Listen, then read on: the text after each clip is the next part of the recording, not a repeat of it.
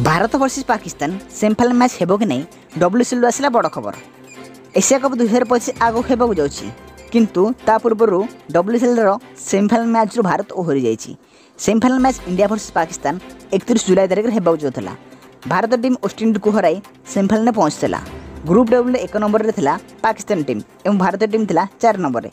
तेणु दुई दल मध्य सेमीफाइनाल मैच खेलिबाकु जाउथला एवं द्वितीय semifinal match South Africa versus Australia हेबाकु जाउछि। डब्ल्यूसीएल नियम अनुसार भारत और पाकिस्तान मैच खेल पड़ो।